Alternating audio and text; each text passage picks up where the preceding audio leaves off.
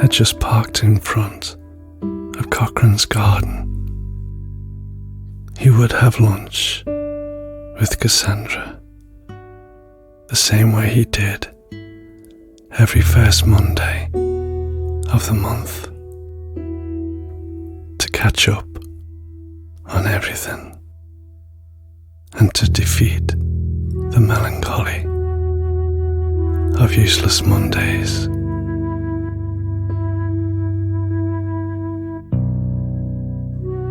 As she was saying, in one of those little routines invented ad hoc to give herself some extra stability in her new life. For Pat, what Cassandra had in mind would always remain a mystery. Fortunately, he repeated to himself the mantra. What she had in her heart was super known to everybody. It made him smile that she, the cynical and irreverent she, had stumbled upon a love worthy of a novel, albeit a real and very strong one. But then, what is love?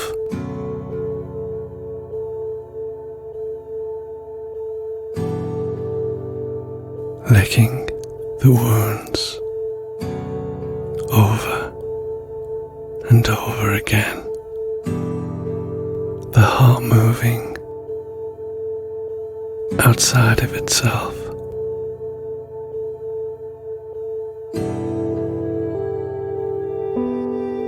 The heart collaborating, the heart crossing the frontiers, the brain melting,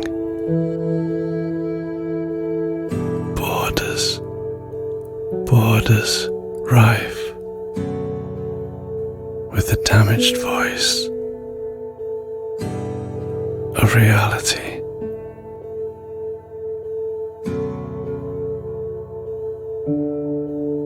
High drama, the mafia cuts of commitment, the gateway to sexual fireworks, the need to change, to enhance reality, the need to feel close, the need to share the same lie, the mutual visions, the car crash hypotheses, the competing realities. Love.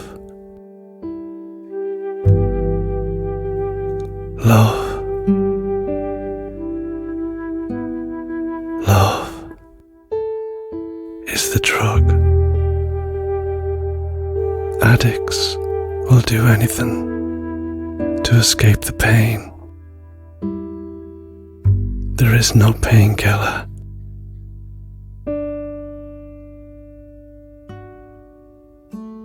In their DNA, their brain was built on debris. Love is a pathway to escape the suffering. The game is always the same. There are rarely any winners.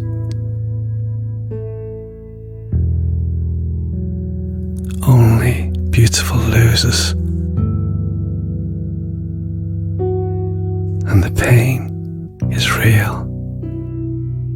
Reality is a player.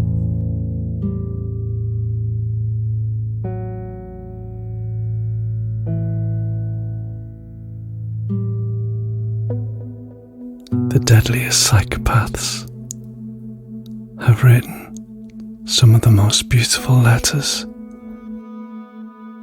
Which bit of them is real?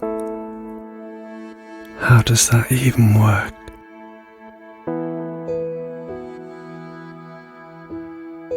The Homo sapiens era is fading out. The wise men are wandering, lonely as a cloud.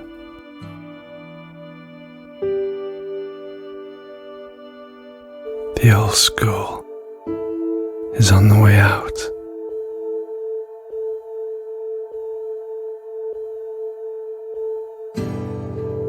Homo fractals are the new species in town, the new breed. Definitions are dysfunctional.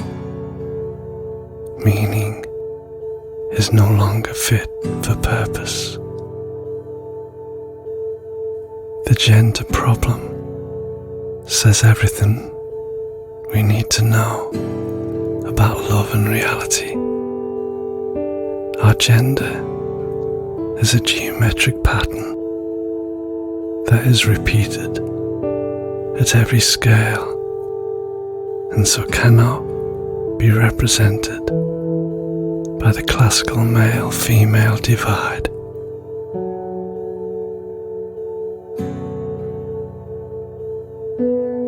These patterns, by their very nature, are on a spectrum, unpredictable, chaotic, broken up,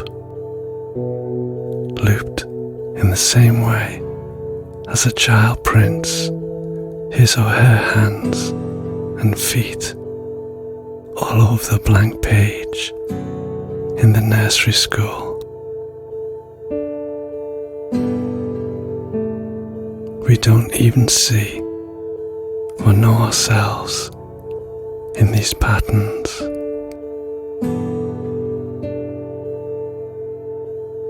We are all fractals.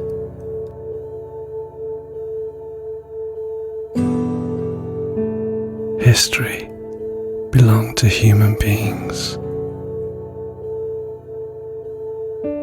The future and the now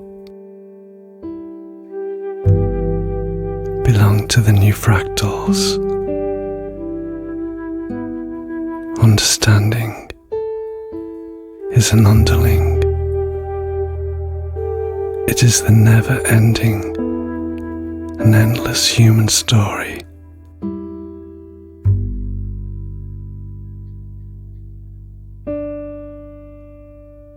Collaboration is dangerous and about as useful as string theory if the realistic image is corrupted. But at the same time, collaboration is beautiful. Sometimes it is a respite from the bitter reality, but only if there is an implicit acceptance of the absurdity of it all.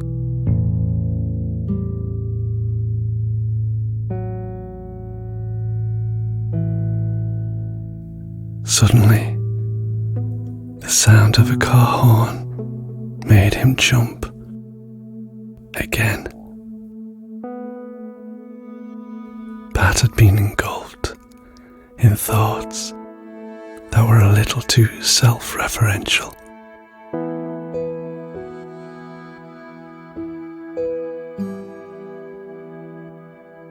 And a little too leaning towards a depth of convenience.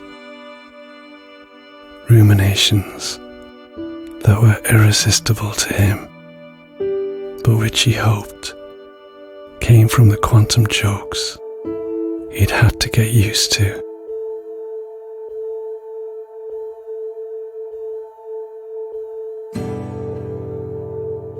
Pat had framed his life these past few months, backing it up with his job at the FBI.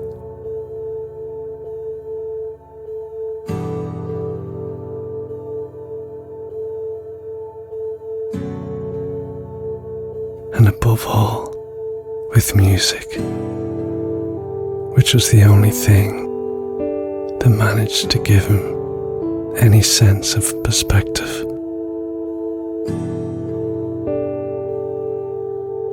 Yet every time he found himself alone with Cassandra, he almost seemed to be catapulted onto that empty stage of the village theatre. Ah, if only he could have told his team's support psychologist about it, how many laughs he would have had at the dumbfounded expression under that ridiculous 19th century moustache.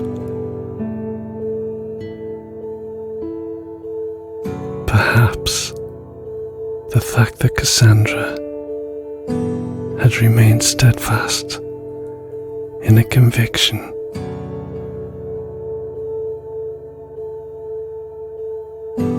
that she didn't want too many answers about who or what she was, sent him back to that dark and hyperactive corner of his mind,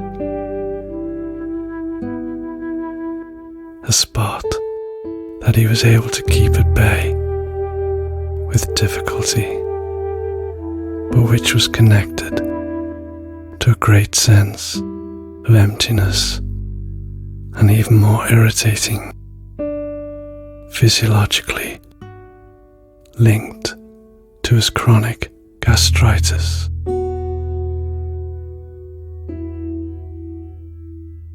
A hybrid from another dimension, witness to one of the most absurd jokes of science.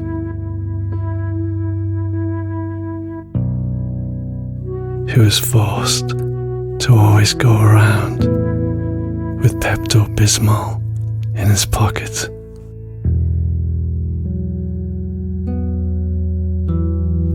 And with this half-resigned smile, Pat finally decided to ring the bell.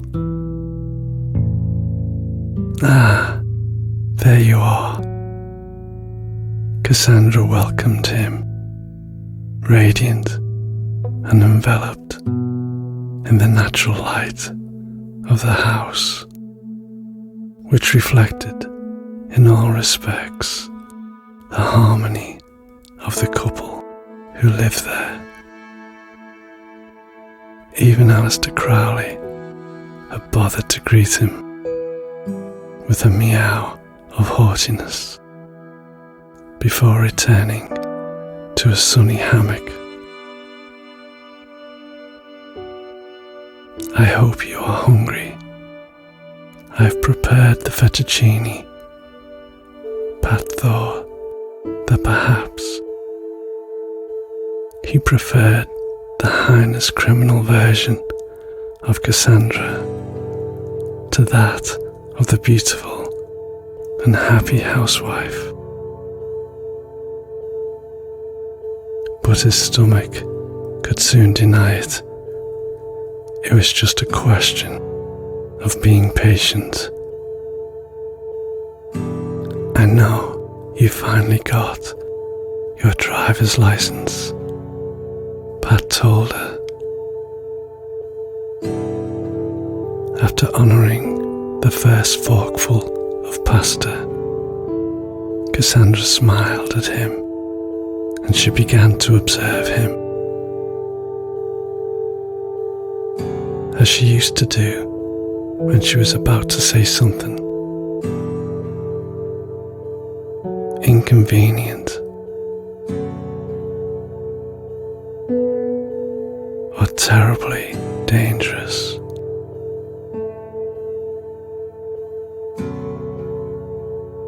Pat hurried to finish his plate and drink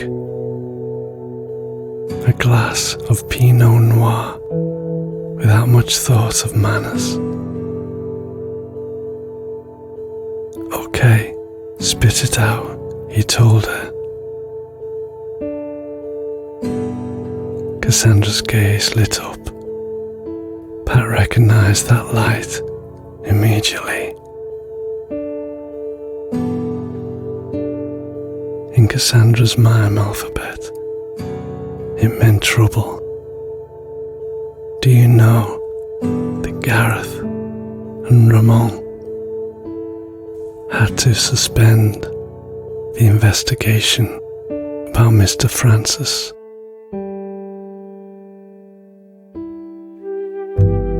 Simply because they did not find any elements. How is it you say? Plausible, right? Well, anyway, the point is, the case is officially closed, and Gareth is not happy at all, believe me. Pat sighed. And I don't understand why it turns you on so much, Pat told her, trying to play it down. Cassandra poured him more wine. Because Gareth and Carmenate would like to go ahead with the investigation. But they also want to protect me. And I can understand them. I mean, after everything Crest may have told them, they're terrified of someone else getting their hands on a case too bizarre, even for their own section of the FBI. But I think it's wrong.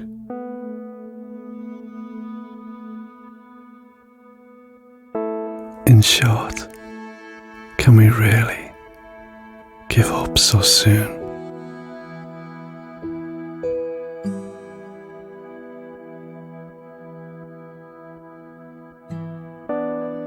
On understanding something more, even about ourselves. Pat couldn't deny it, and listened to her without a word. Look, I know Amy's doing a lot of private detective work, but don't you think she would like to help us figure it out more? Resumed Cassandra more calmly. Oh no, don't even try. Right now, I work with them and for them. I couldn't, and I don't want to be involved in another madness, especially now that I feel more anchored to this timeline, to this life. Please, can we not do this? Please. Cassandra listened to him while sipping her wine. It was clear to both that it was necessary.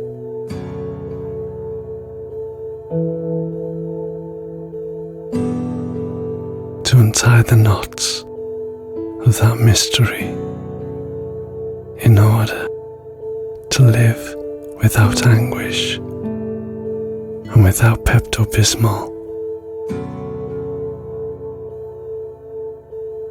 Pat sighed loudly, and Cassandra smiled sweetly, making the surrender more digestible for him.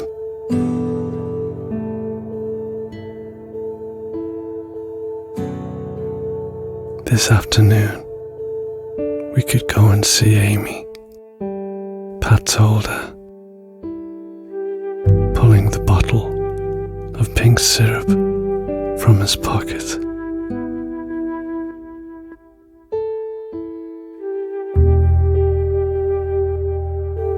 While Alistair had touched the stereo, starting Tom Petty's "Don't Come Around Here No More."